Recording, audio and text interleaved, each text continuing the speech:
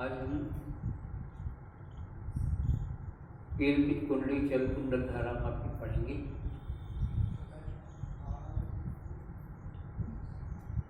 ये भी उसी सिद्धांत पर कार्य करता है जैसे हमने कल पढ़ा था निलंबित कुंडली चल कुंडल धारा मापी। अभी केल की कुंडली थोड़ा सा रचना में फर्क है, हम अभी रचना भी करते हैं, हम पढ़ते हैं। तो इसमें ये एल्यूमिनियम की फ्रेम के ऊपर तांबे के पतले पृथक तार की कुंडली, ये जो है ऐसी फ्रेम है, एल्यूमिनियम की फ्रेम है ये, इसके ऊपर तांबे का पतला तार, वो भी कैसे पृथक तार, वो पृथक तार इसके ऊपर लपेटा है इस प्रकार से, यूं लपेट दिया है इसके ऊपर, यूं लपेटा। कई सारे फेरे इसमें हो सकते हैं। तो ऐसे ये जो है ये एल्यूमिनियम फ्रेम है, इस पर प्रोटेक्टर तार की अपन लपेट दिए, तांबे का प्रोटेक्टर तार है। इस प्रकार से कुंडली बन के तैयार हो गई। ये जो बीच में फ्रेम मैंने कहा एल्यूमिनियम की फ्रेम है ना, ये आयताकार भी हो सकती है और वृत्ताकार भी हो सकती है। अगर ये फ्रेम वृत्ताकार होगी तो कुंडली वृत्ताकार हो जाएगी, अगर ये फ्रेम आयताकार तो कुंडली आयताकार। तो ऐसा तो ये रहा, और इसमें यहाँ पर ये स्प्रिंग है, ये स्प्रिंग, एक स्प्रिंग यहाँ भी नीचे के सिरे पर, ये दूसरा स्प्रिंग, चलो एक का नाम S1 लिख देते, एक का नाम हम S2 लिख देते, स्प्रिंग हो गई। इन्हें हेयर स्प्रिंग कहते हैं, हेयर स्प्रिंग कहते हैं, बहुत बारीक होती है, सुचालक है, इसे हेयर स्प्रिंग के नाम से पुकार। और यहाँ पर ये सुचालक हमने व्यवस्था कर दी। तो ये जो कुंडली है, कुंडली का नाम में लिखूं, चलो कुछ नाम दे अपन, ABCD, स्मॉल लेटर से लिखा ABCD कुंडली है। और ये जो स्प्रिंग है, मैंने कहा हेयर स्प्रिंग है, और यहां पर ऐसी व्यवस्था, इसको चूल के नाम से, पाइवट के नाम से पुकारते हैं, चूल है, इसको पाइवट PIVOT अंग्रेजी में, हिंदी में चूल के नाम से पुकारते हैं। ये चूल है, इन चूलों के बीच में पाइवटों के नाम चलो मैं लिख देता हूँ, एक को P1 पाइवट, दूसरे को P2 लिख दिया। इनके बीच में ये S1 S2 ये कुंडली पूरी व्यवस्था को अपन फंसा देते। लेकिन ये कुंडली है घूमने के लिए, धारा प्रवाहित होगी तो घूमेगी कुंडली। और यहाँ पर जैसे हमने देखा था, ये अवतल ध्रुव है चुंबक के, ये चुंबक ऐसा बेलनाकार चुंबक, उसके अवतल ध्रुव है। और ये जो कुंडली जब घूमेगी तो हमने कल पढ़ा था कि कुंडली कितने भी कोण से घूमे, लेकिन ये चुंबकीय क्षेत्र है, N से S की ओर बल देखा जाएंगे, चुंबकीय क्षेत्र की दिशा होगी। चुंबकीय क्षेत्र हमेशा कुंडली के तल के समांतर बना रहता है। उल्टा कहें तो कुंडली कितने भी घूमे, लेकिन कुंडली का तल चुंबकीय क्षेत्र के समांतर बना रहता है, इसलिए हमने इसको अवतल बनाया था। ये हमने देख लिया। अब यहाँ पर एक संकेतक भी लगा रहता है, मैं अभी संकेतक बनाने जा रहा हूँ। ये संकेतक लगा हुआ है, पॉइंटर जिसे कहते हैं, और यहाँ पर एक वृत्ताकार स्केल है, ये वृत्ताकार स्केल पर ये संकेतक घूम सकता है, चल सकता है। ये वृत्ताकार स्केल हो गई।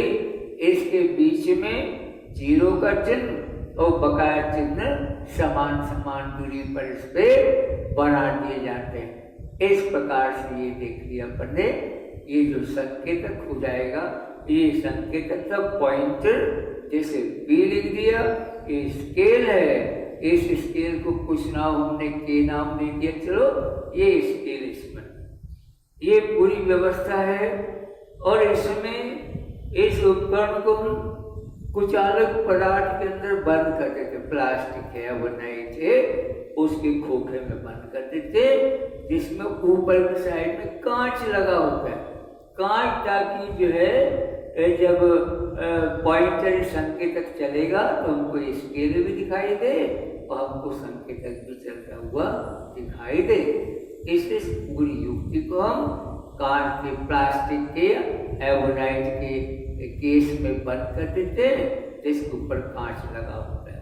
एवोनाइट या प्लास्टिक इसलिए क्योंकि वो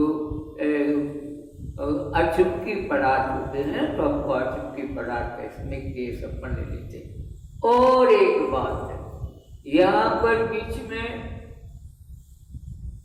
ये क्रोड है, ये मुलायम लोहे का क्रोड जो हमने पहले कल पढ़ा था, वो ये क्रोड है मुलायम लोहे का। चलो कुछ लिख दिया, कैपिटल C लिख दिया, ये क्रोड है। अंग्रेजी में इसको कोर के नाम CORE कोर कहते हैं, हिंदी में इसको क्रोड कहते हैं। ये मुलायम लोहे का क्रोड है, हमने पढ़ा था। मुलायम लोहे का क्रोड क्या करेगा, तो बल रेखा को त्रिज्यी करेगा, है ना। ऐसे त्रिज्यी करने में सहायता देता है ये क्रोड। केंद्र की ओर बढ़ती बल रेखाएं और कुंडली पर बल रेखा ज्यादा इकट्ठी होंगी, माने कुंडली जहाँ घूमती है वहाँ चुंबकीय क्षेत्र की प्रबलता भी ज्यादा हो जाती है। जहाँ बल रेखाएं पास पास होती हैं वहाँ चुंबकीय क्षेत्र प्रबल होता है, तो प्रबल हो जाएगा, क्योंकि बल रेखा एक है पर एक केंद्र की ओर बढ़ रही है। यहाँ पर कुंडली पर चुंबकीय क्षेत्र प्रबल भी हो जाता है, यद्यपि एक समान चुंबकीय क्षेत्र रहता है। तो ये अपन ने देख लिया। इसमें ये जो उपकरण है इसको कील की कुंडली के नाम से पुकारते हैं। ये कीली हो गई, च्यूल हो गई, पायवट हो गए, इनके बीच में फंसा दिया अपनी ये पूरी कुंडली को। देखो स्प्रिंगों की सहायता से ये P1 P2 च्यूल के पायवट के बीच में फंसा दिए, इसलिए इसको कील की कुंडली जल कुंडल धारामापी के नाम से पुकारते हैं। ये जो हमको दिख रहे हैं, यहाँ पर T1 संयोजी पैच बनाते हैं, ये T2 बना दिया। अब इनके बीच में हम सैल जोड़ देंगे, चलो जोड़े लेते हैं। ये सैल जोड़ेंगे, कुंजी जोड़ दी तो धारा प्रवाहित होगी, कुंजी जोड़ेंगे तो परिपथ में धारा बहने लग जाएगी। अब धारा बहेगी, ये धारा कहाँ से, ये इसमें इसी तो बहेगी आकर। मान लो A से D की ओर आती है, फिर D से C की ओर जाती है, फिर C से B की ओर जाती है, फिर B से A की ओर जाती है। इस प्रकार से धारा बहती है। और हमने मान लिया कि ये कुंडली की लंबाई वाली भुजाएं, चलो AD और ये BC, ये दोनों प्रत्येक की लंबाई मान लो L है, और चौड़ाई की भुजाएं चित्र से क्लियर है, AB देख लो, AB और DC, ये दोनों चौड़ाई की भुजाएं हैं, और प्रत्येक की जो चौड़ाई है अपन AB और DC दोनों बराबर हैं। माना कि दोनों में से प्रत्येक x के बराबर है। ये हमने देख लिया। अब देख लिया चुंबकीय क्षेत्र भी तो है। ये चुंबकीय क्षेत्र, चुंबकीय क्षेत्र की ये तीव्रता, इंटेंसिटी ऑफ मैग्नेटिक फील्ड, चुंबकीय क्षेत्र की तीव्रता, जिसे संक्षेप में चुंबकीय क्षेत्र भी कहते हैं, इसको B से सदैव प्रदर्शित करते हैं। हमने B से कर दिया। परिमाण के रूप में व्यक्त करना हो तो B लिख लेंगे, और अगर सदिश के रूप में व्यक्त करना हो तो सदिश का चिन्ह लगा देंगे, क्योंकि प्रत्येक क्षेत्र चाहे कोई सा हो, चुंबकीय हो, विद्युत हो, गुरुत्व, कोई सा क्षेत्र हो, हर क्षेत्र कैसा होता है, हर क्षेत्र सदिश राशि होती है। सदिश का निशान लगा दिया, देख लो पन्ने इसके ऊपर। ये चुंबकीय क्षेत्र हो गया। तो L लंबाई है, बी चुंबकीय क्षेत्र की तीव्रता है। अब देखिए अपन एडी भुजा पर बल काम करेगा, क्योंकि एडी भुजा में से धारा बह रही है। जो धारा बह रही कुंडली में से, वो धारा की सामर्थ्य माना क्या है? जो करंट है, इलेक्ट्रिक करंट है, विद्युत धारा है, ये बह रही धारा, इसके सामर्थ्य माना क्या है? इसके सामर्थ्य, इस पर बल करेगा एडी पर बल। अब एडी पर कितना बल करेगा काम? लॉरेंज बल की बात मैं करूं। एडी पर, एडी भुजा पर, और लॉरेंज बल हम पता करना चाहते हैं कितना लॉरेंज बल काम करेगा। पहले फॉर्मूला लिख देते हैं ताकि आपका रिवीजन भी हो जाएगा। F बराबर IPL साइन थीटा, ये लॉरेंज बल का फॉर्मूला है, इसका अपन इस्तेमाल करें। अब देख रहे हैं अपन, मैंने एडी पर कितना बल काम करेगा? एडी की लंबाई L है, देख लो।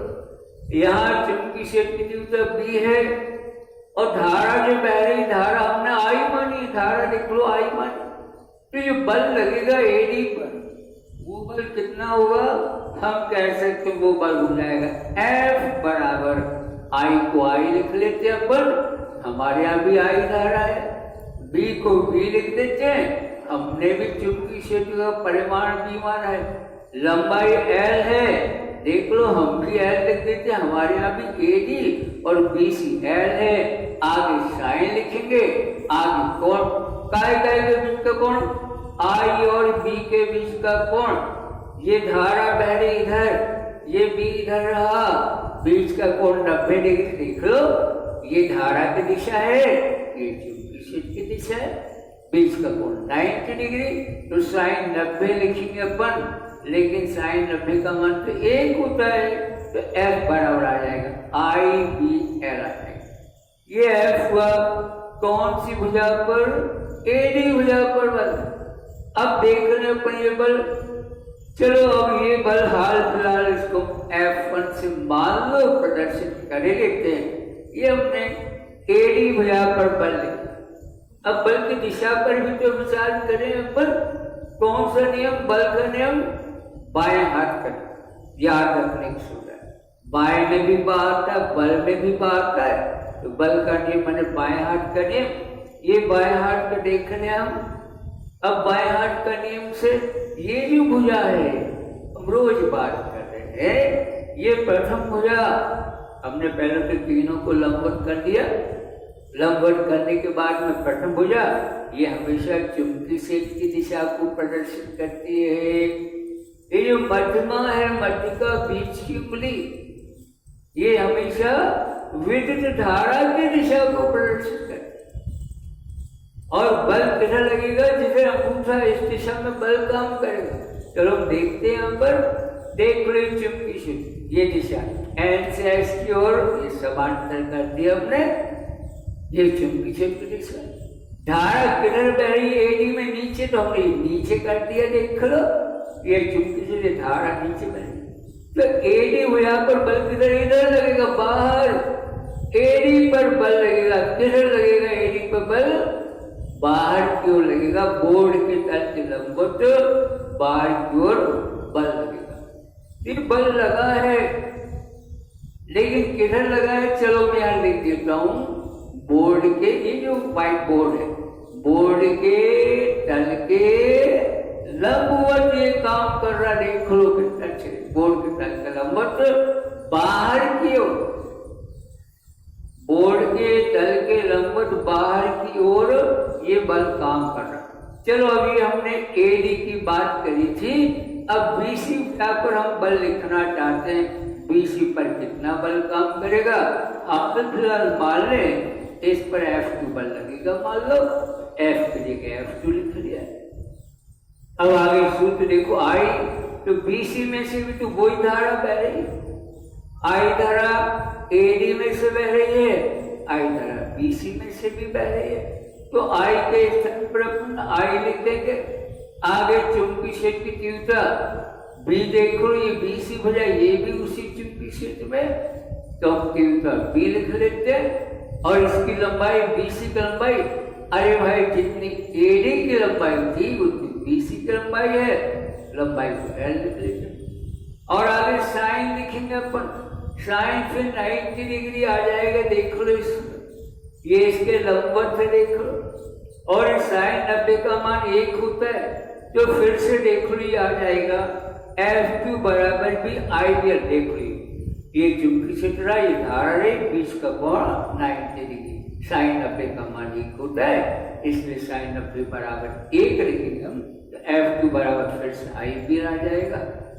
अब F1 पर भी आइडियल बल लग रहा है, F2 पर भी आइडियल बल लग रहा है, लेकिन फर्क है भाई, ये जो F1 पर आइडियल बल था, ये बोर्ड के तल के लंबवत तो बाहर की ओर था, और यहाँ पर जो बल लगेगा ये भी परिमाण तो आइडियल ही है, तो काम किधर करेगा ये विचार कर लेते हैं हम।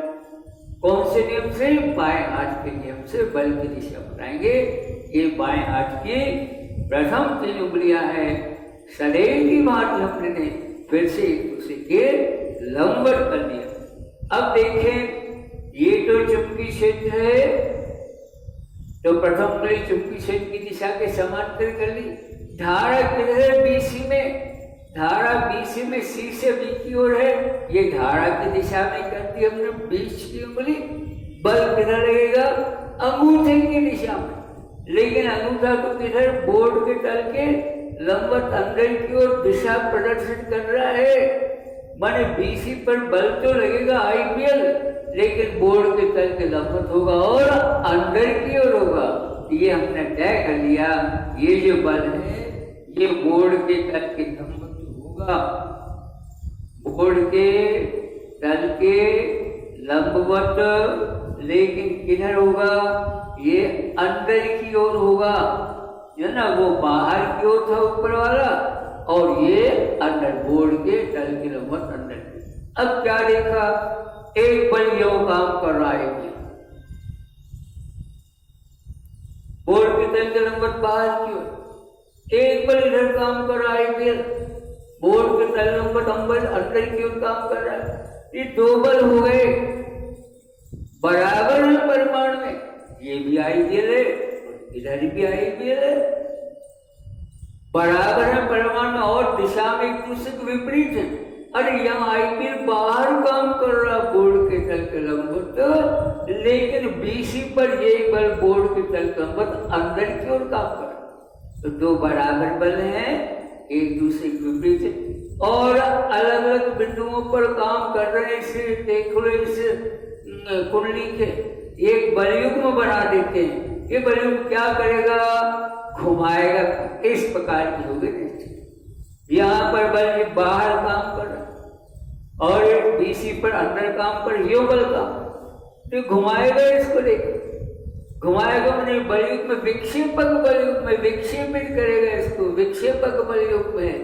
तो ठीक है, हम विक्षेपक बलयुग्म का आघूर्ण ज्ञात कर सकते हैं। ये आइडियल बलयुग्म जो है ये विक्षेपक बलयुग्म है, और इस विक्षेपक बलयुग्म का हम आघूर्ण ज्ञात करना चाहेंगे। विक्षेपक बलयुग्म का आघूर्ण, तो आघूर्ण देख लो बच्चों कैसे आएगा? बराबर एक बल आइडियल लिख लेते हैं, इंटू दोनों बलों के बीच की लांबिक दूरी, तो लांबिक दूरी एक यहाँ आइडियल काम कर रहा बाहर की ओर, या आइडियल अंदर की ओर, बीच की दूरी कितनी हो जाएगी? कि चौड़ाई के बराबर, कुंडली की चौड़ाई के बराबर माने x हो जाएगी। तब यहाँ लिख देंगे इंटू x लिख देंगे, ये आ जाएगा विक्षेपक बलयुग्म का। कब? जब कुंडली में केवल एक फेरा है, लेकिन कुंडली में n फेरे अगर हैं तो n का इसमें गुणा भी कर लेना चाहिए। ये विक्षेपक बलयुग्म का आघूर्ण आ जाएगा। चलो से τ1 से हमने प्रदर्शित कर, लेकिन L इंटू एक्स तो लंबाई गुणित चौड़ाई, लंबाई गुणित चौड़ाई बराबर तो क्षेत्रफल होता है, जिसे A से प्रदर्शित करते हैं। यहाँ पर हमने लिखा ये, हम लिखेंगे IB और L इंटू एक्स को क्षेत्रफल A लिख दिया, इंटू N लिख दिया है। तो इसमें L इंटू एक्स क्या है भैया? ये L इंटू एक्स मैंने लंबाई इंटू चौड़ाई, ये बराबर कुंडली का और क्षेत्रफल है। इसको हमने ऐसे प्रदर्शित कर दिया। ये विक्षेपक बलयुग्म का आघूर्ण है। विक्षेपक माने घुमाने वाले बलयुग्म का आघूर्ण। इसे विक्षेपक बल आघूर्ण के नाम से भी पुकारते। विक्षेपक बल आघूर्ण, डिफ्लेक्टिंग मोमेंट ऑफ कपल अपन कहेंगे इसको, जैसे विक्षेपक बलयुग्म का आघूर्ण।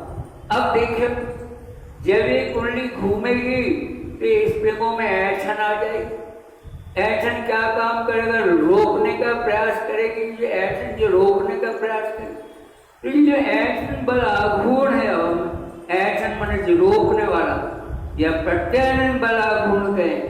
ऐंठन बल आघूर्ण इसे किसी लैटिन चलो टाउ से प्रदर्शित करते।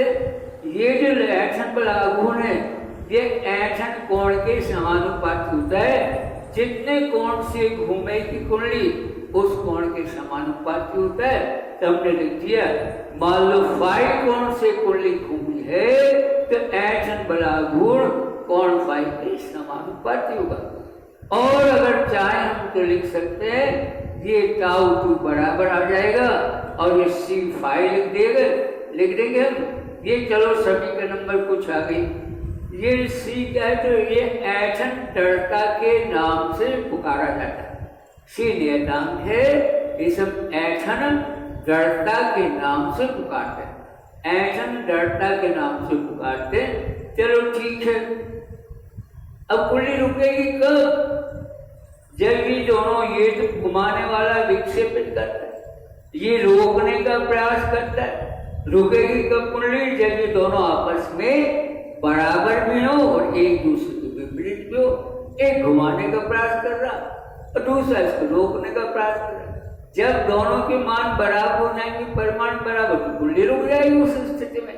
चलो तो उसको संतुलन की स्थिति के नाम से पुकारे लेते हैं।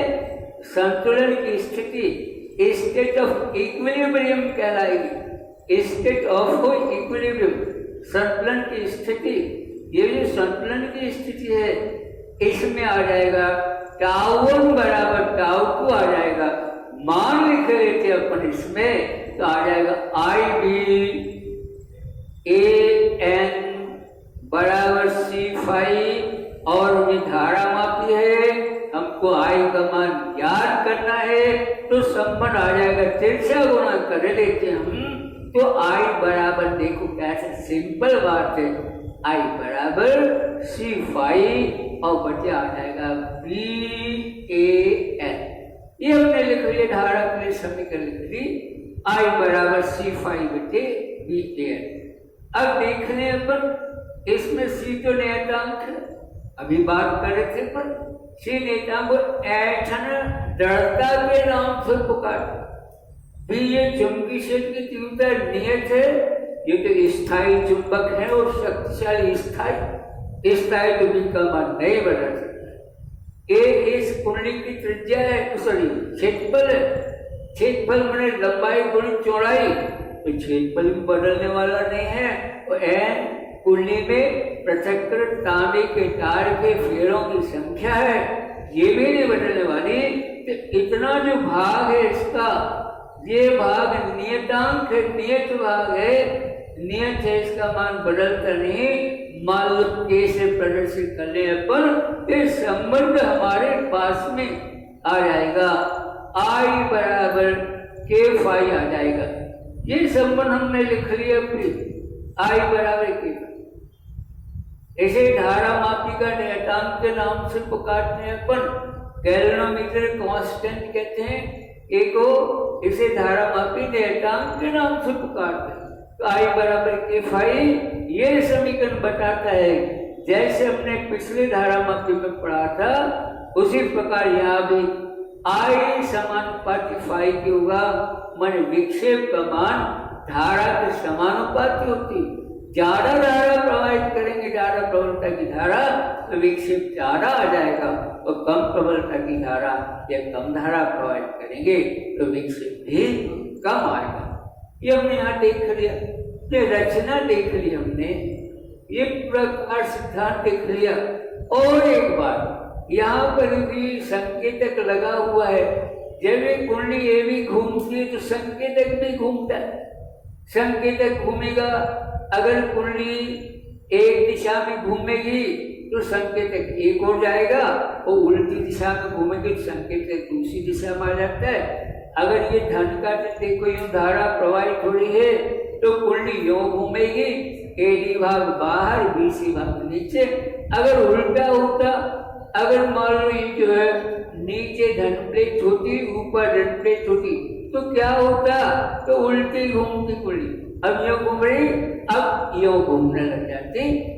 अगर ये जो है कुंडली के घूमने की दिशा बदलती है, माने धारा की दिशा बदलती है, ये संकेतक है, इसकी किताब विक्षेप की दिशा भी बदल जाती है। ये हमने देख लिया। तो ये हमने कीलकित कुंडली चल कुंडल धारा मापी की बात हमने पढ़ी है। अब थोड़ा इसके गुण पर विचार कर ले और थोड़ा इसके दोष पर भी विचार करेंगे। पहले चलो गुण की बात करते हैं। गण के लिए ये शक्तिशाली चुंबक स्थायी है। तो जैसे हमने कल पढ़ा था कौन सस्पेंडेड कॉइल निलंबित कुंडली में, उसमें भी स्थायी चुंबक था, इसलिए पृथ्वी की चुंबकीय क्षेत्र का असर उस पर नहीं होता था। ये भी शक्तिशाली चुंबक है, इसलिए इसको कहीं रख दो, इसके ऊपर पृथ्वी के चुंबकीय क्षेत्र का या आसपास के जो चुंबकीय क्षेत्र हैं उनका कोई ज्यादा कोई प्रभाव उनके ऊपर नहीं पड़ता। एक गुण हुआ। दूसरा गुण हमने पढ़ा था निलंबित कुंडली में आधार में 3 पैच लगे थे। पैच को हमको घुमा के और उस धारामापी के तल को ऊर्ध्वाधर करना पड़ता था, ताकि कुंडली जो है ना तो क्रोध को टच करे और ना चुंबक को टच करे। यहाँ पर ये करने की जरूरत नहीं है। इसमें अपने आप व्यवस्था ऐसी है, इस उपकरण को जहाँ रख दे, ये कुंडली कभी भी इसको क्रोध को टच नहीं करेगी, ना ये कुंडली एनएस चुंबक को टच करेगी। इसको हमको बार बार समतल करने की आवश्यकता भी नहीं। और इसको ये देख लिया हमने।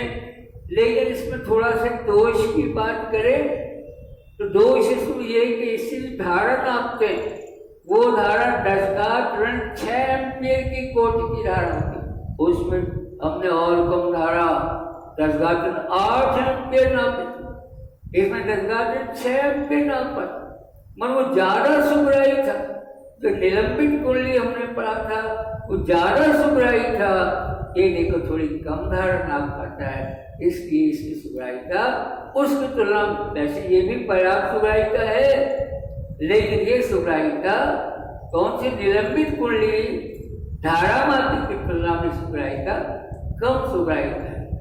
और ये जो उपकरण है इसका इस्तेमाल लैब में लेबोरेटरी में आमतौर पे हम करते हैं, प्रयोगशाला भी करते हैं, जहाँ आपको शून्य विक्षेप बिंदु की आवश्यकता पड़ती है जिन जिन उपकरणों में, जैसे पोटेंशियोमीटर वगैरह में, तो वहां पर इस उपकरण का अपन इस्तेमाल करते हैं। कौन से धारामापी का? कीलकित कुंडली चल कुंडल धारामापी का हम तब उसमें इस्तेमाल करते हैं। ये हमने पढ़ा था कीलकित कुंडली चल कुंडल धारामापी।